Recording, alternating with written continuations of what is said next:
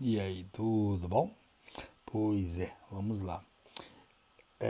Seguindo o raciocínio da autoestima, que é fundamental, ele é quase um núcleo da concepção do bem-estar. Mas não é simplesmente bem-estar em algo, mas é ser capaz de superar as dificuldades que vão surgindo. Ter uma elevação da autoestima é um pilar, é um núcleo, tanto da saúde quanto do ato de realizar os seus intentos pessoais. A falta da autoestima, ele é um território que impede o seu movimento, impede você de sair de situações muito insalubres. Então, essa falta da autoestima, que é quase que uma epidemia, torna o indivíduo vulnerável. Teria alguns passos para sair dessa perda da autoestima? Vou tentar fazer de forma panorâmica, antes de alguns pontos que vamos aprofundar. Lembra que está um crescente para depois eu fazer um apanhado das várias estruturas da personalidade do indivíduo. E um dos primeiros, vamos chamar de passos para ter uma autoestima mais elevada é o parar de se comparar ao outro. Isso é muito comum. O outro fez alguma coisa, então eu tenho a obrigação de fazer mal, ou de fazer mais, ou de fazer menos. Essa autocomparação, ela baseia-se em realizações. E cada indivíduo ele vai colhendo de acordo com a sua capacidade, habilidades, capacidade de ter disciplina. Veja que a autoestima ela é um apanhado de várias outras coisas. Quando você deixa de olhar, de ter o outro como um parâmetro, você abre espaço para que o que você realmente deseja surja. Porque às vezes o outro que está numa outra etapa, ela abafa a sua. Um segundo passo seria a ideia de não se rebaixar ou, de maneira geral, falar mal de si mesmo, principalmente em relação ao outro, se rebaixando, se reduzindo, colocando você como uma má pessoa. Isso traz consequências, tende a tornar o seu cérebro um cérebro que vai criando um ciclo vicioso do se tornar inferior ao outro. E isso, obviamente, é uma autoafirmação que vai nutrindo em você de forma quase imperceptível essas autoafirmações depreciativas que vai impedir que você regule e aumente a sua autoestima. Alguns, um terceiro passo, isso eu vejo muito, tem até dificuldade em aceitar elogios. É algo que para o indivíduo que tem uma baixa autoestima, é quase como uma afronta. Ele não aceita e diz: a impressão é apenas sua, porque isso diminui e entra num conflito quase de autoconsciência internamente. A pessoa não se sente. E como consequência, um quarto passo seria ver a vida com os olhos mais caridosos, não ver com tanto pensamentos negativos, como o mundo é ruim, horrível, quão ruim é o meu trabalho, quão difícil é ter ou não ter dinheiro. Eu ouço dos dois no consultório. Ter dinheiro, não ter dinheiro. Porque não tem a ver com nenhum nem outro. A autoestima, ela transcende essa possibilidade. Então, quando você só vê o negativo, você ignora, você esquece que há realmente coisas muito boas. as ações, o cotidiano, ele nos oferece essa variedade, tanto de coisas boas quanto de ruins. Um outro ato que você pode fazer isso na sua determinação é escolher muito bem as amizades.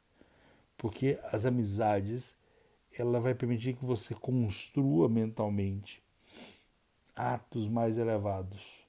E quando você se cerca de indivíduos que nunca te elogiam, só fazem fofoca, só intriga, fazem muitas comparações depreciando você, ou ressalta pontos negativos da sua vida o tempo todo, ou falam só de si, esquecendo você, ou possui literalmente atitudes negativas e de autossabotagem, de autodestruído, que ela acaba inoculando em você um ato de desencorajar. Você fica desencorajado para lutar pelas coisas. A famosa os indivíduos tóxicos. E se a autoestima é baixa, você se torna uma presa muito fácil. Um outro ponto seria viver a própria vida, preocupar-se mais consigo do que com os outros. Um outro ponto que ajuda muito, ajude o outro, dedica-se a ajudar, a agradar. Isso vai te levando e vai ajudando uma coisa que parece que não tem correlação, mas tem tudo a ver. Melhora as suas decisões. Suas decisões no cotidiano, você fica mais decidido. As suas visões, ela começa a ter um invólucro de uma visão moral mais elevada, a ideia de agradar o outro indivíduo. Consequentemente, no seu olhar, o poder do sucesso, o poder da disciplina, o poder de melhorar a sua autoestima, vai criando uma hierarquia. O olhar cria hierarquia. O olhar cria uma sanção de normalização e de combinação que você é capaz de conseguir qualquer coisa. Esse olhar hierárquico, ele muda a sua trajetória. Essas disciplinas, esses atos mudam a forma como você observa a realidade. É como se mudasse a categoria de substituir um olhar mais acanhado, mais pálido, sem cor, para um olhar mais nobre. Se substitui, o olhar vai te intensificar a sua fortaleza e vai conseguir ver esses micro inimigos que desenham um modelo de fracasso na sua vida. E até no olhar, o sonho construído vai se organizando um único olhar seu, deixando de se preocupar com o outro. Você começa a arquitetar a observação de um indivíduo superior. Abre janelas, abre espaços, distribui qualidades, as suas concentrações, e concentração no sentido atencional, contraria a ideia de cair num círculo, um círculo que te impede de até ser um grande operador econômico, de saber escolher nos relacionamentos. Veja o quanto que em pequenas coisas mudam tudo. Mesmo quando você analisa Platão, a famosa teoria das ideias, nos diálogos que ele vai desenvolvendo ali, em quase todos os livros dele, dá a entender que a forma como você age, ela precede da linguagem.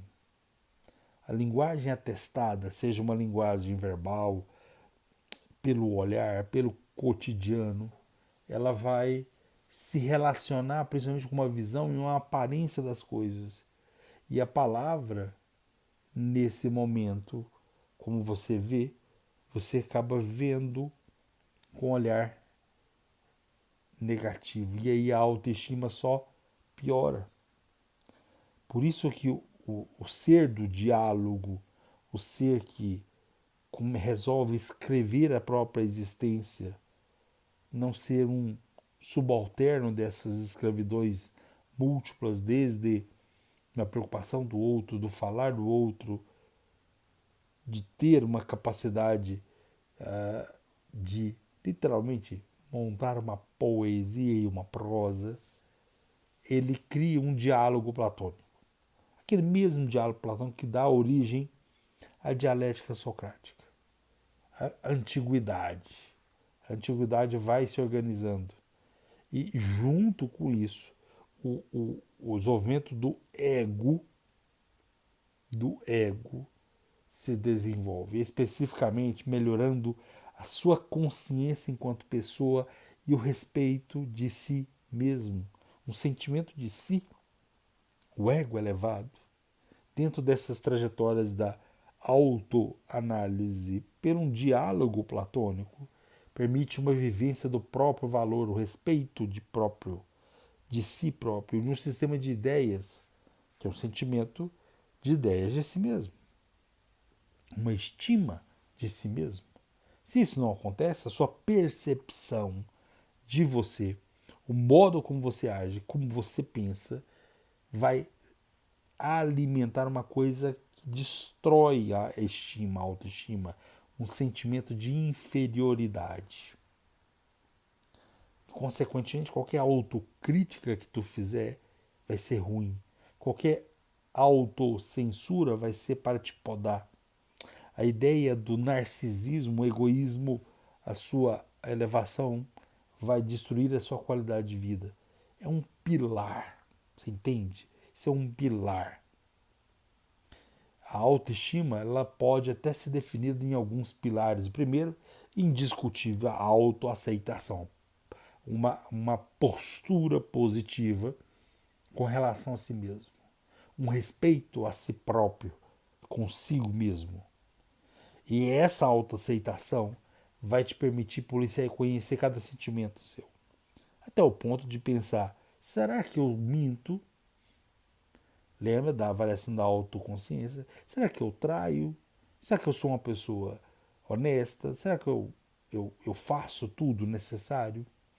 Será que eu sou covarde? Será que eu sou corajoso ao extremo? Essa é uma autoaceitação, uma postura positiva de si. Nesse momento você começa a organizar a autoconsciência, que vai se direcionar no sentido de uma postura positiva em relação às suas capacidades de desempenho. E essa convicção do saber e conseguir alguma coisa é o que vai nortear conseguir a sua vitória. E não só isso, suportar a dificuldade. Um outro pilar também é a competência social. A experiência de fazer o contato com outro indivíduo, de saber lidar com as outras pessoas, de sentir capaz de lidar com as situações dos mais difíceis, ter uma reação mais flexível, conseguir sentir a ressonância social. Veja, uma ressonância social. Vamos pensar numa ressonância social que é muito difícil. Aqueles indivíduos reclamam. Pensa. É um verdadeiro teste de paciência, tanto para você quanto conviver com esse indivíduo. E esse indivíduo que se habituou a queixar, a reclamar, perde a capacidade de ouvir, porque quem reclama não ouve. Perde a capacidade de refletir. Quem reclama não reflete porra nenhuma. Ele perde a capacidade de viver e resolver os problemas que aparecem. Dos mais simples, corriqueiros, aos mais complexos. Porque a reclamação cega o indivíduo. Ele impede o indivíduo de elevar. Ele está reclamando. É dificílimo a vida. E alguns literalmente reclamam 24 horas, reclamam até do calor. Tá chovendo, não tá chovendo. reclama a falta ou muito dinheiro, reclama do parceiro, reclama de não ter um bom relacionamento, vive uma vida de ruminação verbal. Presta atenção, ruminação mental. Quer dizer, você impõe ao seu cérebro áreas fundamentais para ficar num plano central, reclamar. Você perde habilidades.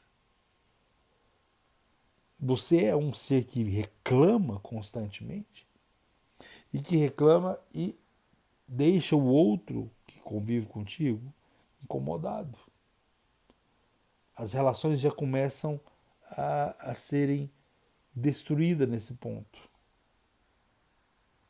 Mesmo quando você pensa numa eudaimonia, lembra de um termo grego que é produzido no sentido de felicidade, bem-estar, daimon, né? Um bom gênio, um bom ato que leva à felicidade ou leva à plenitude do ser.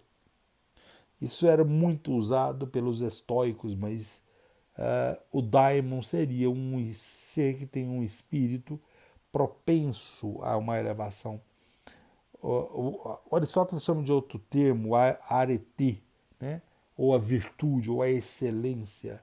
Fato é que essa ato de ver a vida com esses olhos, sem uma reclamação compulsiva, impede que dentro do seu eu seja incorporado uma compreensão disfuncional. Essa é a primeira forma, disfuncional. A reclamação altera a neurobiologia e deixa você disfuncional. Porque a forma que você alivia ao sofrimento nosso humano é pela disfunção da reclamação, da forma negativa de ver, da forma de interagir com outros indivíduos. E isso quase que produz sintomas depressivos. E no aumento, quando você muda isso, os níveis de felicidade e bem-estar aumentam.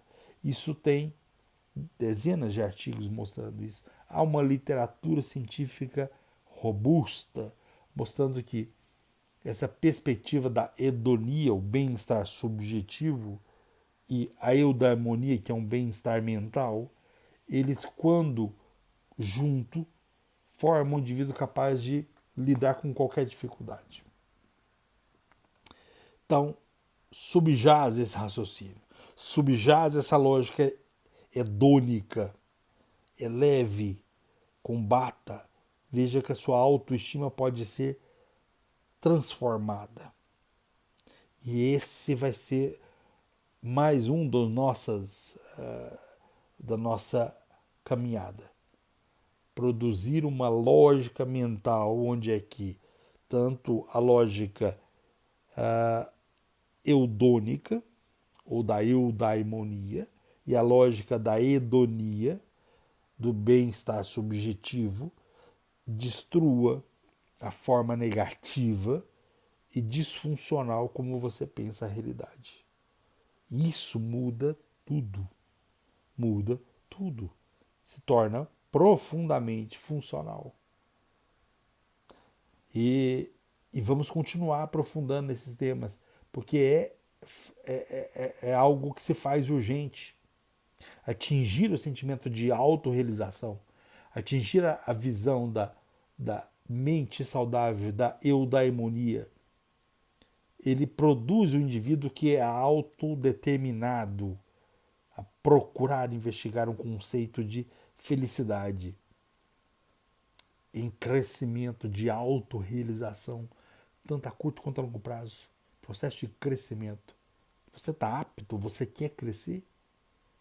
Ou você quer ficar um ser que reclama 24 horas? A reclamação faz parte da sua entranha existencial. É isso? A autoestima é destruída. Uma reavaliação cognitiva é destruída. Há uma supressão emocional.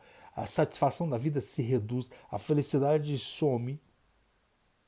E você literalmente se torna um indivíduo quase como um indivíduo esvaziado, sem aquela força de lutar. Então vamos primeiro fazer uma autoavaliação. Veja quais os sentimentos, quais os pensamentos que estão povoando. Como é que é essa hierarquia do pensamento, a hierarquia da autoestima?